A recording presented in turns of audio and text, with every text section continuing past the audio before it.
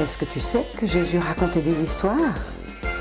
Eh bien, aujourd'hui, je vais te raconter une histoire que Jésus racontait. C'est l'histoire d'un berger et de son troupeau de moutons.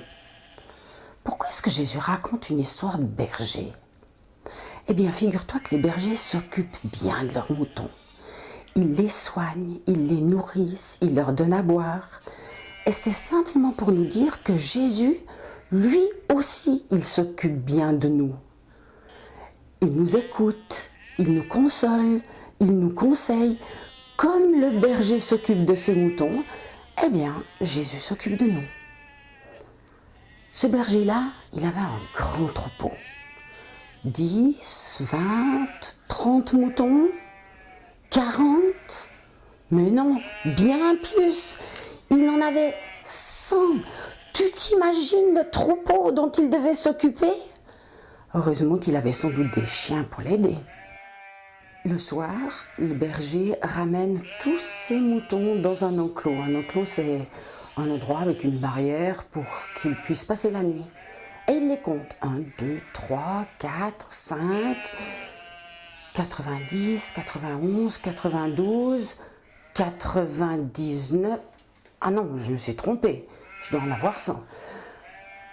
97, 98, 99... Mais c'est pas vrai. Il y en a un qui manque. Mais où est-ce qu'il est? Pourquoi il n'est pas rentré? En effet, le 100e mouton n'était pas avec les autres. Pourquoi est-ce qu'il s'est perdu? On n'en sait rien. Qu'est-ce qu'il a fait? On n'en sait rien. La seule chose qu'on sait, c'est que le soir, il n'était pas avec le reste du troupeau. Un mouton tout seul, c'est pas possible. Il doit s'être coincé quelque part, tombé dans un trou, pauvre mouton. Et le voilà dans la nuit, perdu. Alors, il crie, il appelle. Où est le berger? Qu'est-ce qu'il fait? Et puis, franchement, est-ce que le berger va s'occuper de lui? Un seul mouton. Eh ben non, c'est comme Jésus. Il s'occupe de tout le monde, même si c'est quelqu'un qui n'est pas très important. Alors ce soir, le berger prend sa canne et il part à la recherche de son mouton. Et il marche, et il n'a pas peur de la nuit, et il avance, et il écoute.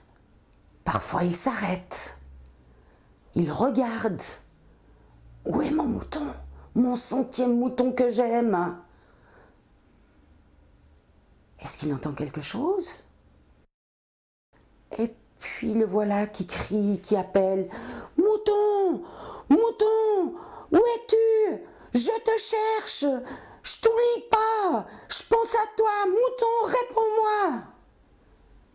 Jésus, il est comme ça avec nous. Il nous cherche. Et voilà notre berger, je crois bien qu'il a entendu quelque chose. Un petit bêlement qui vient d'où? Du fond d'un trou. Mais c'est normal que ce pauvre mouton ne pouvait pas revenir. Il est coincé. Alors il se penche. De la même manière que Jésus s'occupe de nous. Il n'a pas peur des trous. Il n'a pas peur du vide. Eh mon mouton, je t'ai retrouvé, je t'ai cherché partout. Alors il le prend, il le met sur ses épaules parce que le pauvre il est fatigué. Il a eu peur, il a eu froid. Et voilà que notre berger, tout content, qui rentre à la maison avec son mouton perdu, qui est un mouton retrouvé. Même si c'était le dernier des 100 moutons. Et les autres, qu'est-ce qu'ils sont devenus? Eh bien, ils attendent le berger dans la bergerie.